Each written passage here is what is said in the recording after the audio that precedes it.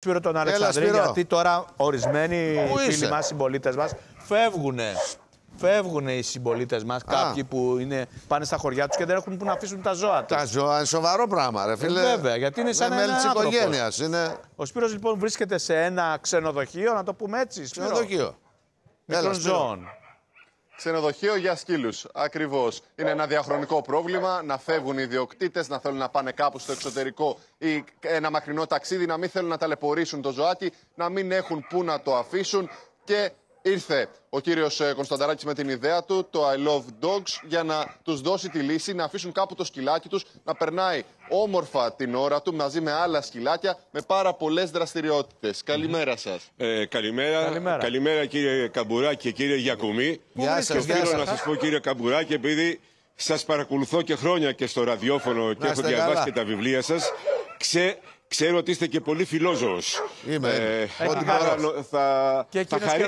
Θα χαρείτε με αυτά που θα δείτε εδώ.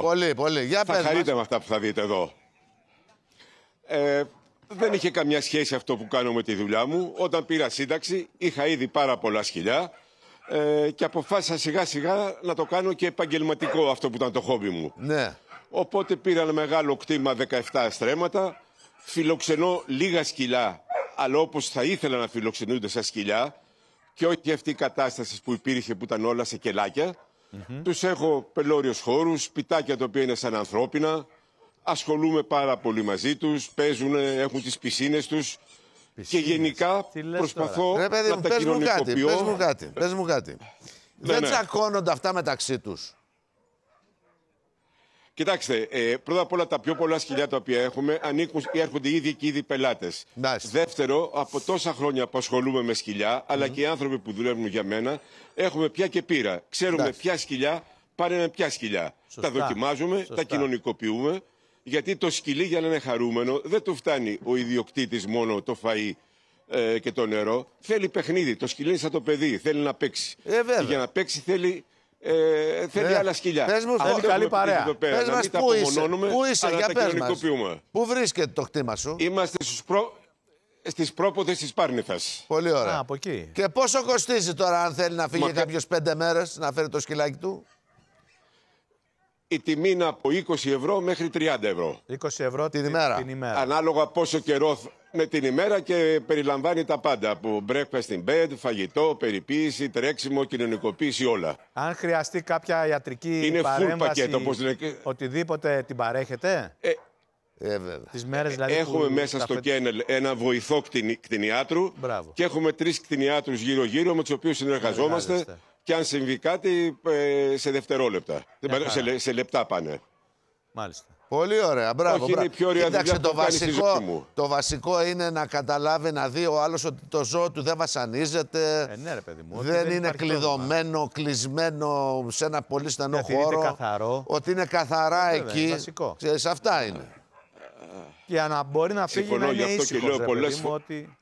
Ξέρετε κάτι, το ζώο... Γι' αυτό λέω και πολλές φορές... Ναι, πείτε μας. Ναι, γι' αυτό λέω και πολλές φορές στους πελάτες, έχετε να διαλέξετε. Ή να το αφήσετε κάπου που θα κάνει διακοπές, ή αλλιώτικα στον Γκουαντάναμο θα καταντήσει ένα ζώο, σε κανένα διαμέρισμα ή κάπου που δεν θα έπρεπε. Είναι απλό. Αγαπάω αυτό που κάνω. Το ξεκίνησα από χόμπι. Όπως σας είπα, δεν είχε σχέση με τη δουλειά μου. Και είμαι ευτυχισμένος. Μ' αρέσει αυτό που κάνω. Είμαι περήφανος για αυτό που κάνω. Μπράβο, πολύ ωραία. Τώρα το κάνω επαγγελματικά, ναι. Καλά κάνετε. Και καλά κάνετε. Τέλεια. Χαίρομαι πάρα πολύ. Λοιπόν, να είστε καλά. Πού σε βρίσκουμε, για πες, πώς σε βρίσκει ο άλλος? Στη Βαριμπόμπη, η εταιρεία λέγεται I Love Dogs. Θα μας βρείτε παντού μέσα στο site, στα τηλέφωνά μας, είναι εύκολο. Το I Love Dogs. Για τα γατάκια τίποτα, έτσι, τα γατάκια τίποτα. Τα γατάκια τίποτα. Προσπέρασε όταν είπα ότι είμαστε...